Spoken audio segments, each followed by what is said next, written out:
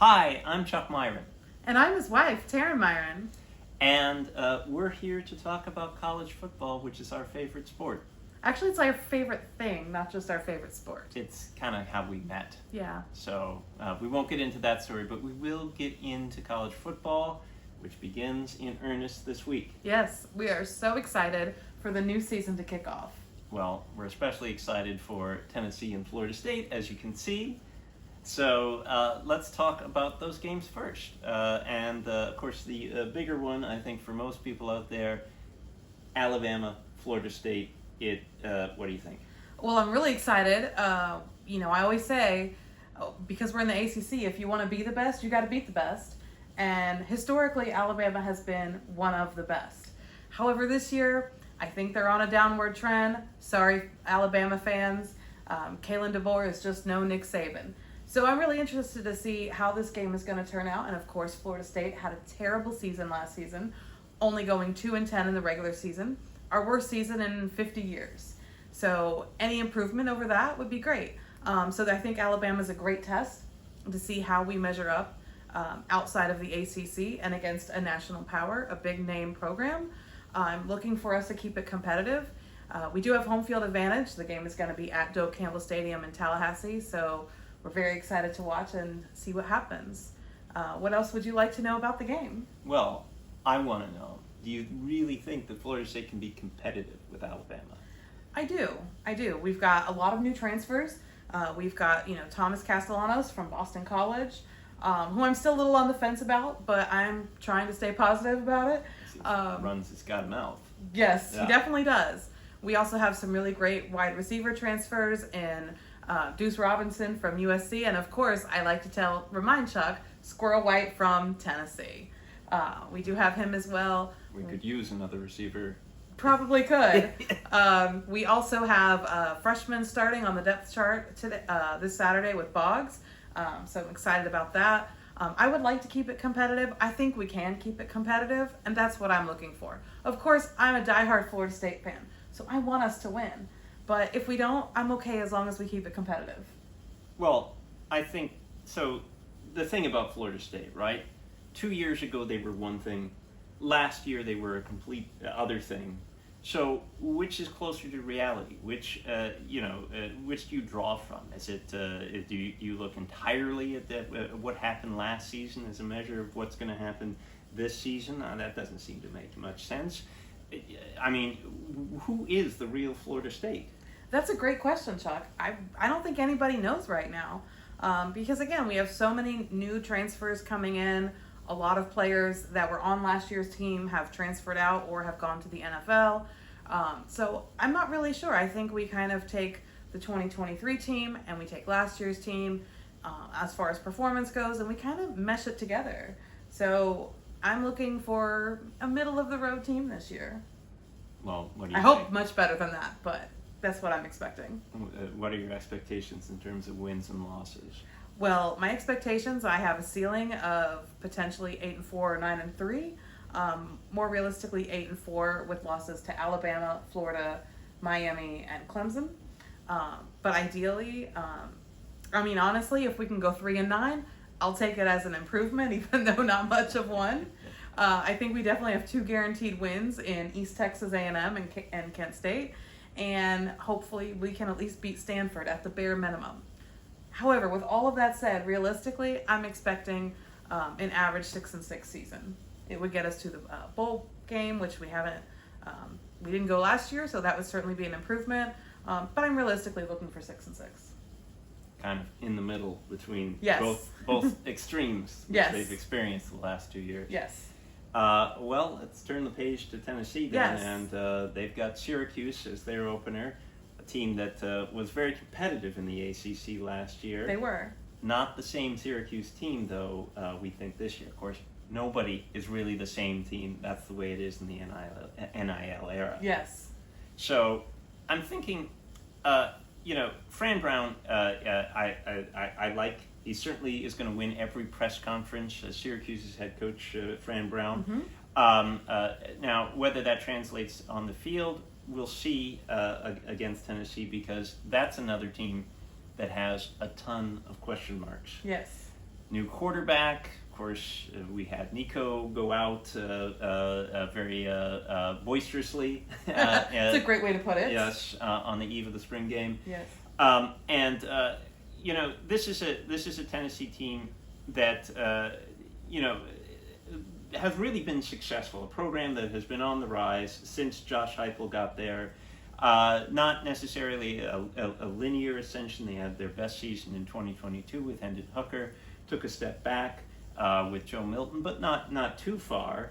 And then last year got to the playoffs in the first year of the expanded playoffs. That's wonderful. So the question marks, I think, are dampening some of the expectations for this year because not only do we have a new quarterback, but new wide receiver core is almost completely revamped from last year.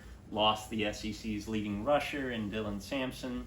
Now the defense is a little bit more solidified, but there's still a lot of personnel turnover there. And Jermod McCoy, the best defensive back on the team, is going to be out at least for the first part of the season. So this is a team in transition.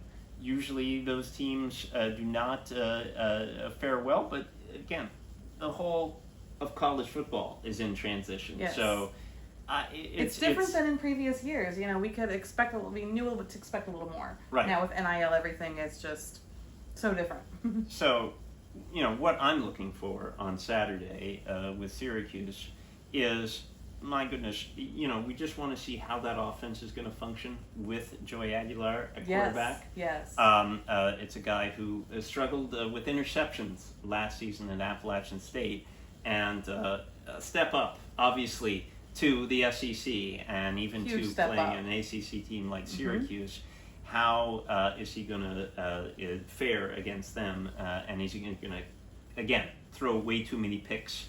And so, does the offense hum like it did with Hendon Hooker? I mean, it was just this incredibly fast offense in 2022. It was. Still a fast offense the last couple of years, but not to the extreme that it was in 2022. That's what I think Tennessee would like to play like. But we'll see. How do all those different pieces on offense fit together? I think, that's what we're all just trying to figure out on Saturday. So Saturday will be a learning experience. I think we're going back to school with the Vols on Saturday. But as far as the whole of the season, I think this is an 8-4 or 9-3 type team. I'd like to think 9-3 with a little bit of an easier type schedule that Tennessee has. I think that's achievable. That seems to be the kind of season that Tennessee is going to have, but again, anybody's guess. Yes. It could be all over the board. Right. So to say even that there's that the ceiling is lower than 12-0 and that the floor is higher than 2-10, because of course you take. You don't think even in the worst case scenario you're going to lose to East Tennessee State, right? But which is my actual alma mater. But so I think that's a reasonable floor. But that's still again, those are the same records that Florida State had the last 2 years. Yes. When we think about the polarity of those two teams. Yes. So it's the kind of season where anything can happen. And anything will happen. This is college football.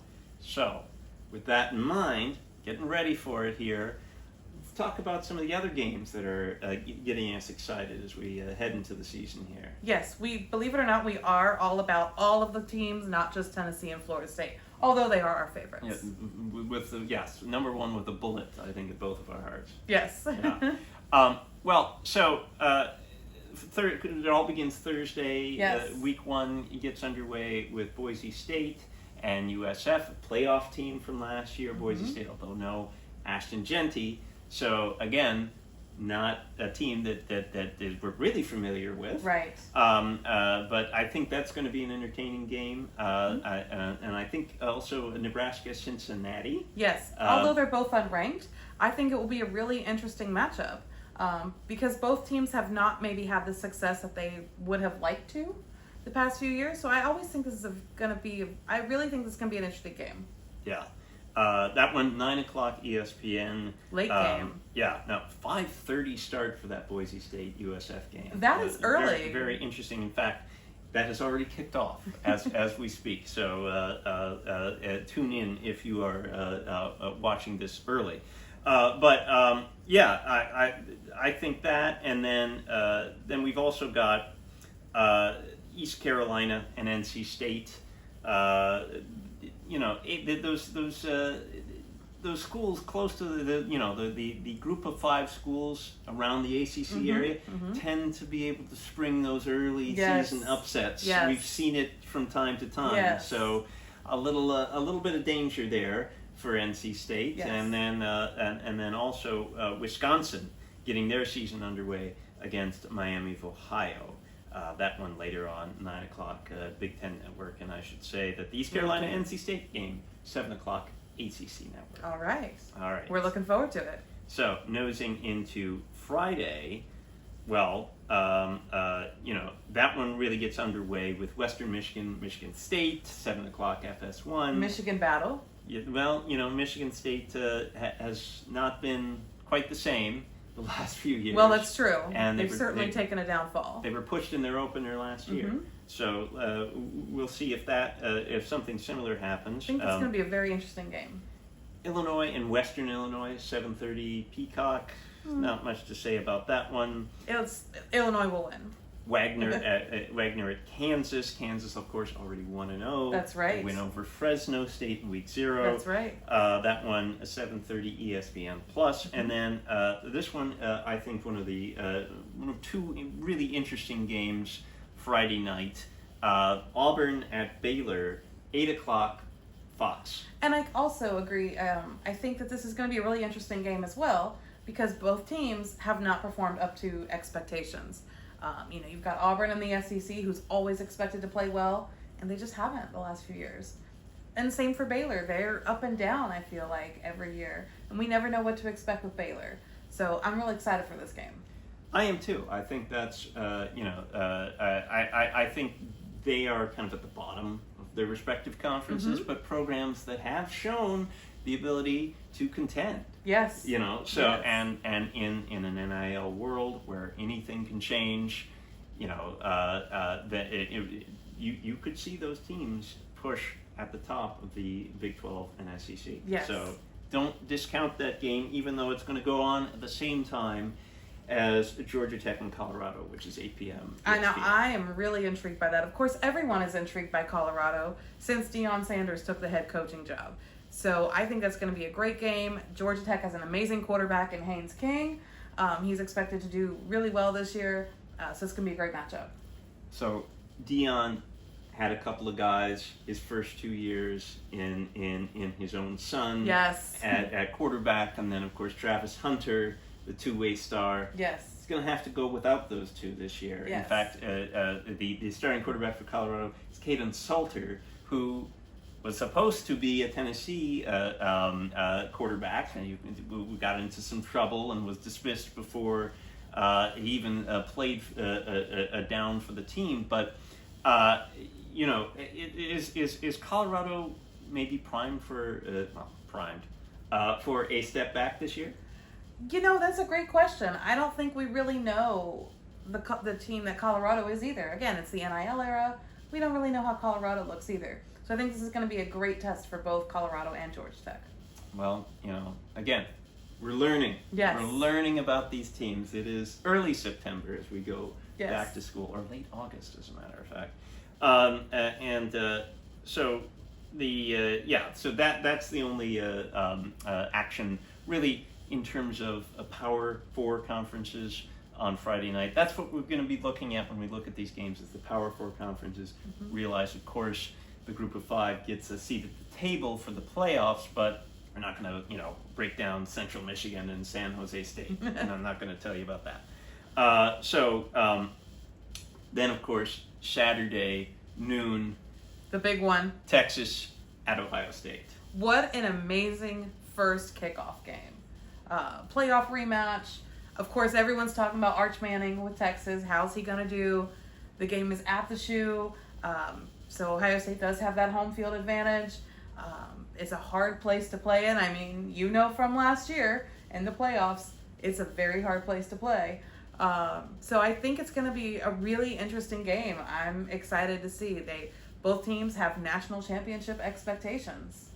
Well, yeah, and I think it's going to be really interesting to see the path that the loser of this team, this game takes, because they've already got that mark on them, the one loss, and of course, the question is, if they get blown out, it's a competitive game.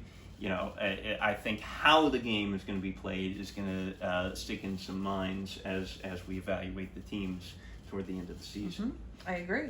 And you mentioned Arch Manning, but we know the name. Do we really know the game? We really don't. That's the thing, is we haven't seen him. This is And by far we his haven't best, seen him. his biggest stage. Yes. It comes on the road against the national champions. Yes. Heck of a debut for Arch Manning. Right. Can he handle that kind of pressure? I think that's we're gonna find out. Again, we're going back to school. Yeah. We will find out on Saturday Back to school. Okay. how he can handle that pressure. That one, 12 o'clock, Fox, the big noon Great game. that'll be simultaneous with Syracuse and Tennessee, so I'm going to be a little distracted Yes. for that one. The other games in that window, not superb, I would say. You've got Mississippi State and Southern Miss, but Mississippi State actually not playing at home for that one. That one, that's interesting. Yeah, that one I believe is at. I can confirm. Is that at Southern Miss? I believe that's at Southern find Miss. that out. Yep. Mm-hmm. At Southern Miss. So an odd scheduling decision there, perhaps. Yes.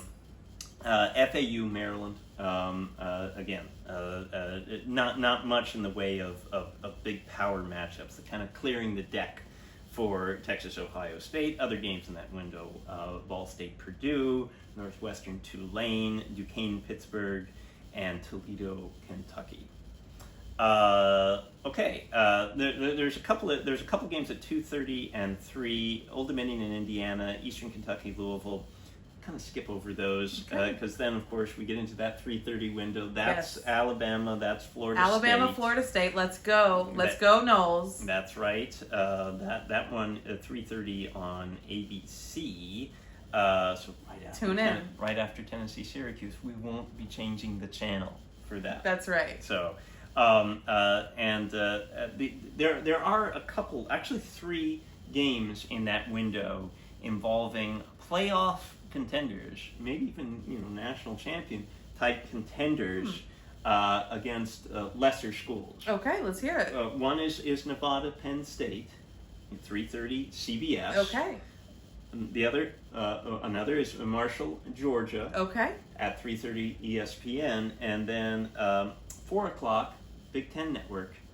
Still getting used to Big Ten Network in Oregon. Yes. Okay. Yes. Montana State at Oregon. So okay.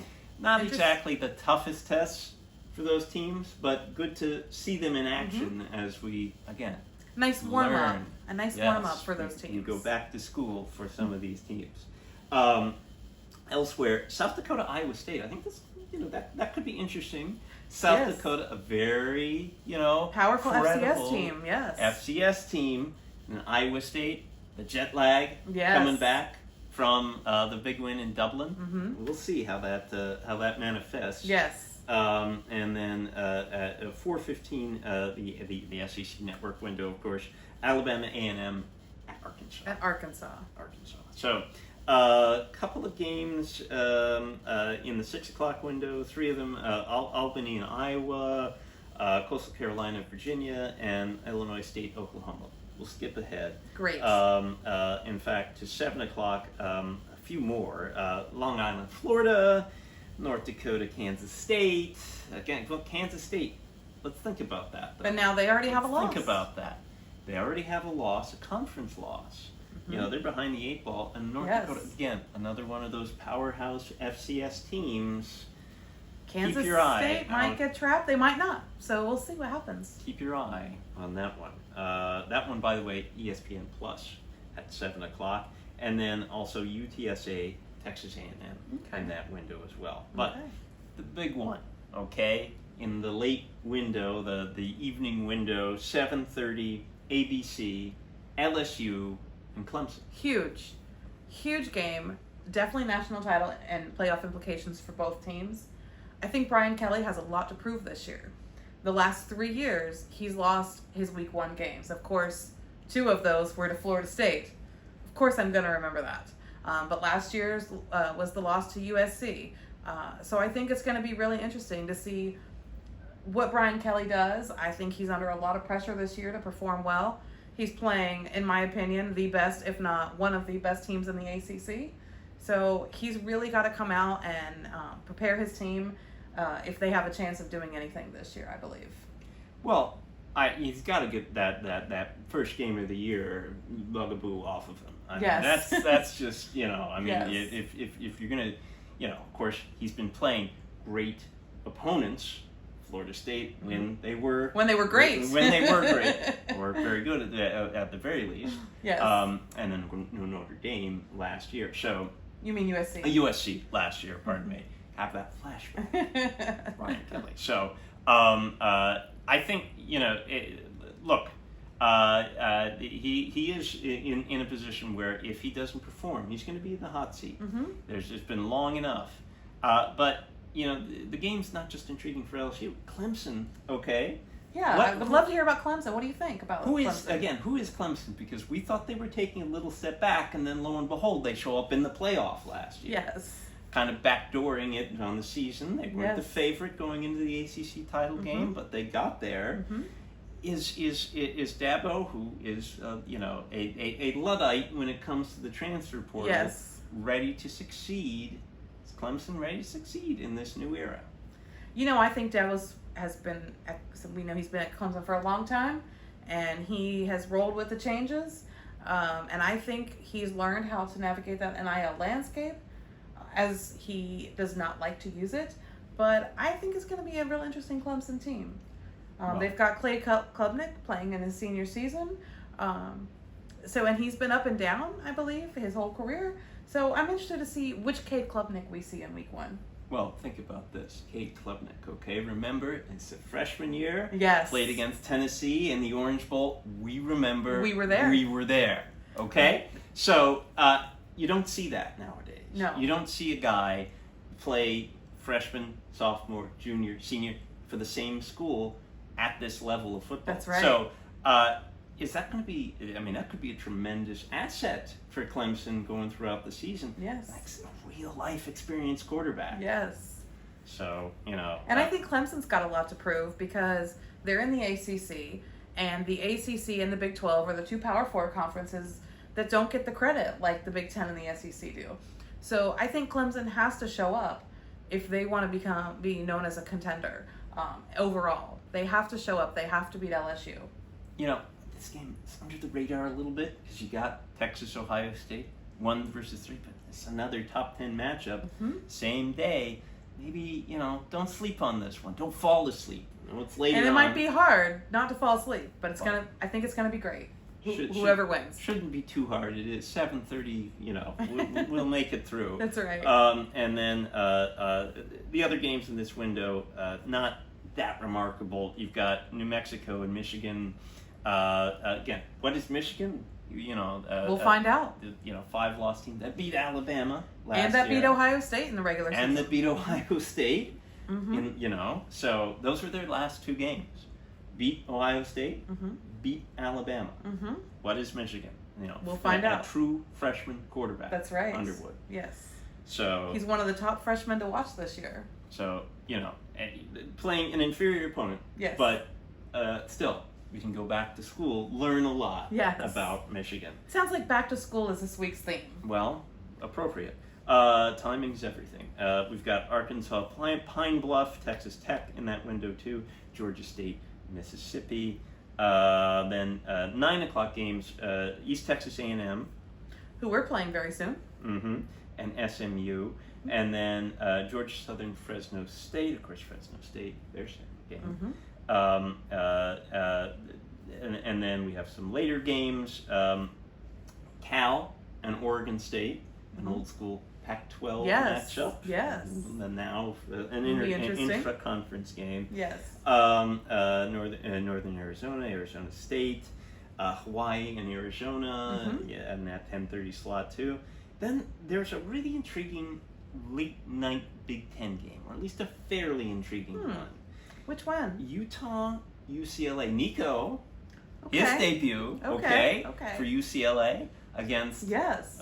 Utah, finally opening the post-Cam Rising era. Yes. So this is a really interesting, another kind of big or Pac-12 matchup from days of yore. Yes. Now you've got a Big 12 team Versus a Big 10 team. Now we'll see. Will it mean something? Will it not mean something? It's hard to say at this point. It might just kind of be a forgotten game. But if one of those teams pops up, if maybe if Nico can put it together like we thought he would at Tennessee, well, we'll see. UCLA could be in the mix there in the Big Ten. They might. You never know. You may not want to sleep on that game, even though it might be hard to stay up for the rest of that game. Yeah, 11 o'clock start. But Kyle Whittingham has reliably been good late night television. Yes, he has. The Utes tend to, overachieve. Last year they didn't though. So we'll see what happens. Then of course, all right, Sunday and Monday we've got an a extended full weekend of college football, just the way we like it. Now Sunday, 2 games and they're both pretty darn good. Starts with Virginia Tech and South Carolina. Ooh, that's 3 o'clock ESPN. Intriguing. All right. I kind of like this matchup. South Carolina did really well at the end of last season, and they were very close to getting a playoff spot. So I think they have a little chip on their shoulder. Well, South Carolina probably would have gotten into the playoffs if they hadn't blown that 17-point lead against LSU that they had. Correct. Talking about LSU and Brian Kelly in big games. Well, he won that one. Yes, he did. All right. Yes. And what proved to be a very big game, at least for South Carolina. Yes. And there are a lot of buzz around South Carolina. Lenora Sellers, another returning experienced quarterback. Exactly. What does that mean? We'll find out. Yeah. So I mean, that's a game that hey, if South Carolina wins convincingly, you think, well, that could be an SEC contender. If they struggle or maybe even lose, then you have to rethink that. Right. Now, don't forget, this is South Carolina versus Virginia Tech. It might be a little personal for head coach Shane Beamer. Right. Don't forget, he was at Virginia Tech for many years. Well, his dad, Frank Beamer, the legendary coach at Virginia Tech. So I think it might be a little personal as well for Coach Beamer. Yeah, that one in Atlanta, so a neutral site. And then we got a really big one at night, 7:30 ABC, Notre Dame, Miami. What a great game this is going to be, I think. You got Carson Beck. Everyone's talking about him, the transfer from Georgia, now starting quarterback for Miami. And then you have Notre Dame on the other side, who was in the finals last year of the playoffs. So what does Notre Dame bring to the table this year? What does Miami bring? Again, Carson Beck, they have no Cam Ward, and a lot of their other players left for the NFL, so it's going to be interesting to see. Well, you replace a number 1 overall pick quarterback from Miami with a national championship quarterback in Carson Beck. And but they're playing, a team that was in the national championship, and a coach in Kevin Freeman who, seems like at a fairly young age, he's getting this program going in the right direction. Marcus Freeman's doing a great job at Notre Dame. Not Marcus Freeman, not Kevin Freeman. Pardon me.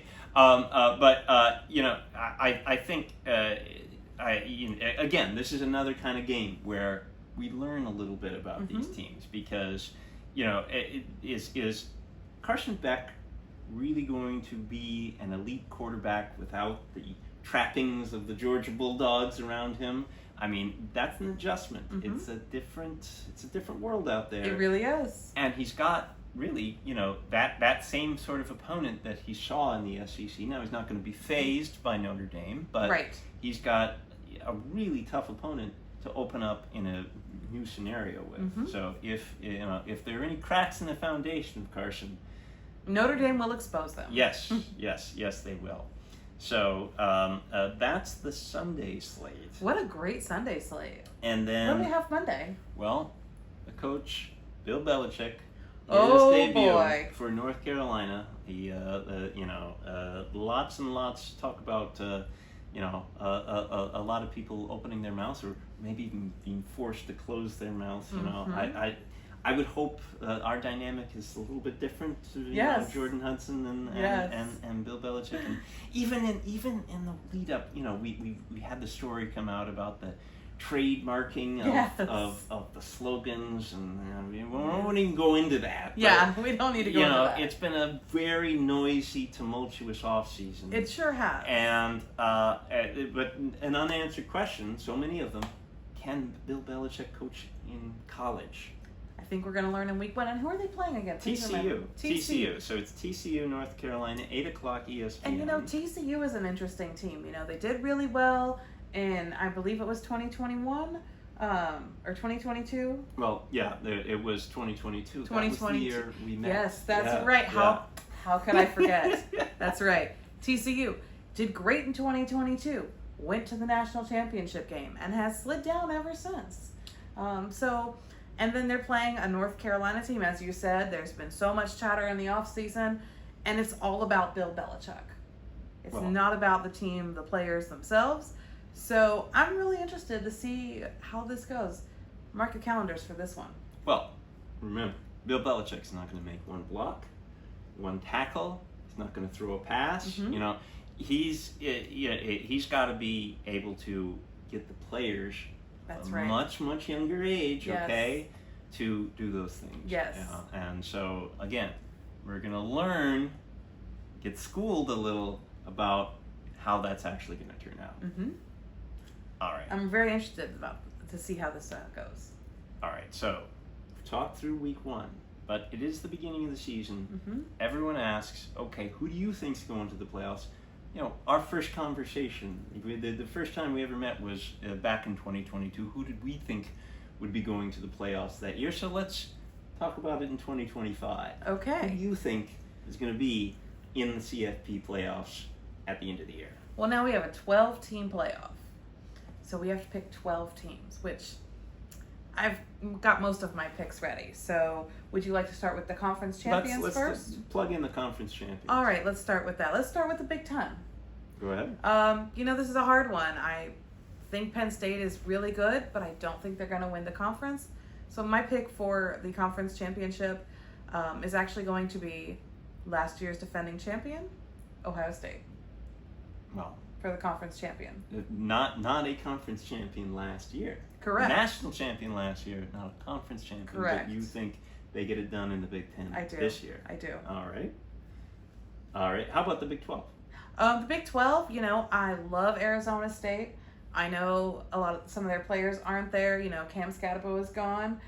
But Kenny Dillingham, the head coach, is doing some amazing things there.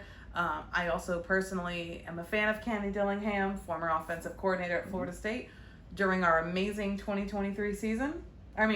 22. I think 22. Well, 23 was the year that you guys went undefeated in the regular season. So, yes, but we also did really run well. Together. 22. Yeah. We won the ACC that year for the first time in almost 10 years. Regardless, I think Arizona State's going to win the Big 12. I think they're going to continue to be a force to reckon with in that conference. Well, look, they got it done last year. They did. So they proved they can do it. Of course, they were picked last year. So this year, weight of expectations. But you think they're going to get it done? I do. Yeah. I do. And they've got the slippery eel at quarterback. Yes, they do. Yeah. Yes. So somebody who definitely against Texas last year Mm-hmm. was able to move around, Mm-hmm. make things interesting, Yes. really push, a really good Texas team. Right. So Arizona State, we'll see. All right. So we've got Ohio State, Arizona State. Mm-hmm. How about the SEC? Oh, the SEC. Now, this is a tough decision because there's a lot of great teams. You've got Texas, you've got Georgia, somebody else likes Tennessee over here. But there's a lot of great teams. You've got Ole Miss that's in the mix. You've got LSU in the mix. But I'm actually going to go with Texas. I think Texas is going to take the SEC. So that's my pick for the SEC. Well, certainly the favorites, I think, going into the season.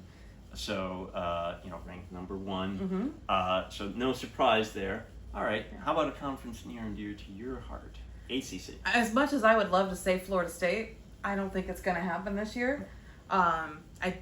And because I'm a Florida State fan, I just can't pick Miami to win the ACC. I don't think they're going to get it done in the conference, so I'm going to go, although SMU surprised everybody last year, I'm actually going to go with Clemson. All right. Well, Those are my conference champions for the Power Four. Well, Miami, if they did do it, it would be a first. Yes. So yes. there is that. Yes. All right. How about your wild card? So, do you want to pick a group of 5 team? I think we can just say plug that in. We've got a group of 5 team. A group of 5 team. A group of 5 team. How about the wild cards? Who else is going to make it? This is really hard because there's 7 more teams that we can pick, and this is hard to figure out at week 1. So here we go. So I'm going to go with Notre Dame. Notre Dame. I think they're going to get in. I think. Let me think of my conferences here. I picked Ohio State to win the Big Ten, but I also think Penn State's going to get in. Okay. I think Oregon's going to get in. All right. From the SEC, I picked Texas, but I think Georgia's going to get in. Okay. And I think I have to pick one more team from the SEC. This is really hard. At least one, I would hope. This is really hard. I don't really know who to pick because there's so many good ones, but I'm going to go with Ole Miss. I'm sorry. Okay. All right. I'm sorry. Lane Kiffin, a twist of the knife in my heart. All right. You still got 2 spots I left. still got 2 spots. One of them I'm actually going to reserve for Miami. I think Miami's going to make the playoffs. Oh, all right. That's- We thought they would last year, but Syracuse, they went into that game, and that was the end of that. That's right. So I'm going to go with Miami, as much as it pains me personally to pick Miami and not pick Florida State to get in those playoffs. And the 12th team, it's a personal thing, Tennessee. Gotta save it for last. Gotta save it for last. All right, here we go. All right, that's great. So that's 4 SEC teams. So, and I'm sorry, Big 12, I'm locking you out. well, they were locked out last year too. So we'll see. Yes. Tell me your picks. Well, it sounds like there are a lot of teams that you see from last year that are going to make it this year too. So, which you wouldn't expect in a tumultuous environment like the one that we're in. Where, I guess I like to play it safe. Transfer portal, you got NIL, all of these things. Well, tell you what, I think we're going to see a lot of the same teams too. I think. Okay, tell me about your Big 12 conference champion. We'll go in the same order. I gotta go Arizona State too. I know. The Big 12 really is anyone's conference, but look, Arizona State did it last year. They looked impressive in the playoffs. They are a team that I think can certainly get it done. And there's so much uncertainty with the rest of the conference. Why not bank on a team that's got a quarterback who's done it, yes. who's been there before? Yes. So. All right. Tell me your Big Ten pick. Well, this is a tough one too. A lot of hype with Penn State. Is this finally going to be Franklin's year? No. I agree with you. Ohio State. Okay. They're going to get the Big Ten championship that was missing from their national championship year last year. Okay. All right. What about SEC, which is a conference very near and dear to your heart? Exactly. And I think. Is Tennessee going to win the SEC? Let's find out. Well, I would love to be able to pick them. I picked them last year. It didn't turn out so well. I think it would be interesting in the context of what would have happened if Nico had sort of stayed on the straight and narrow, if he were coming back as a playoff tested quarterback to this Tennessee team. But that said, look, it's a team that you're not hearing about a ton in the SEC, but has certainly been there before. has the pedigree. I mean, the players changed, the quarterback has changed. Gunnar Stockton is there now at quarterback. Georgia is my pick for SEC championship. I think that's a good pick. And what about the ACC? ACC, well, again, who do you know who's done it? Who do you know who has a 4-year quarterback there? Cade Klubnik, Clemson, Dabo, they get it done in the ACC. Now remember, we both picked Florida State last year to win the ACC, and we were very wrong. So we'll see how those predictions will turn out this year. All right. All right, so we have a group of 5, as we've said, a group of 5. A group of Maybe 5. we can make that prediction a little later in the season once we learn about the group of 5 teams a little more. So tell me your wild card picks. You've got 7 of them. Well, I want to talk about one team that hasn't been brought up in this discussion. That's SMU. Yes. They were the best team in the ACC for the balance of the year. Did not get it done in the ACC championship game, but did enough to get to the playoffs. I think that's a program on the rise. Okay. An infusion of a lot of money in there, and they've got a quarterback in Jennings who's proven that he can do it. Maybe not on the biggest stage in the playoffs, but I think that's a team that can get back to the playoffs. Okay. So I've got them as one of the wild cards. Good pick. Also got Notre Dame. By the way, wild cards at large. I prefer the term wild card. It's the NFL's parlance. In college, you say at large, but same thing. 6 of 1. Same half thing. dozen. So, look, then Notre Dame. Yeah. Definitely a team that should make the playoffs. Almost, it's almost as though, and obviously they're replacing a quarterback. Yes. But this is one of the few teams that you would be really disappointed in if they didn't get there. Because I think Marcus Freeman, has got the program definitely headed in the right direction. That's great. I agree. So, where does that leave us? Well, I, like you, don't think anyone else is going to come out of the Big 12. So that leaves us with Big 10 and SEC teams. Correct. All right. So let's look at the Big 10. Okay. Penn State. I don't have the faith that they're going to win the big games necessary to win the conference, win the national championship. Not going to happen with James Franklin there. But they can make the playoffs. They've done it before, did it last year. So Penn State. Okay. All right. So you've got Ohio State, Penn State. How about another team that going to be replacing another quarterback? Dylan Gabriel is not there anymore. He's with the Browns. Yes. But, hey, Oregon, I think they can get it done. They can get into the playoffs. Oregon seems to reload pretty well every year. Well, and the expectations are a lot lower. But remember, this is a team that was number 1 for a lot of the year last year. That's right. Goes into the playoffs at number 1. So, I don't think they're going to fall completely out. Right. I think this is a program with Dan Lanning, another program. They're on the rise. Yes. Why pick them to regress? Yes. I think Oregon gets in there. So Okay. that gives us 3 Big 10 teams. All right. So let's see who his final 3 picks are. well, I think they're all coming out of the SEC. Okay. All right. Texas. Solid Obviously, pick. The preseason number 1. It'd be quite a story if if you don't pick them. Right. If they don't get to the playoffs, so Right. I think they're going. So that leaves us with 2, right? All right. I do think Kalen DeBoer in Alabama. We don't know what that program is really going to be. There's a lot of thinking. Okay, it's Alabama. So you you're see picking the Crimson Alabama. Tide. I do think Okay. they will get back to the playoffs. Missed it last year, but Interesting. I Okay. do think that Because I have them out of the playoffs again. well, that's not a program. We're talking about programs on the rest of this program. It's kind of declined year over year. Okay, so now, all right, do they take the step back up? I think they do. I think I think they've got the horses, and that's what matters. And you have one final pick. Well, come on, Tennessee. I think with that schedule, remember I said it's an 8-4 team, but I think it got enough of a schedule advantage to be a 9-3 team, and I think That could get you in the playoffs this that year. could get it done. Because they're an SEC team. Especially with that SEC pedigree. That's the thing.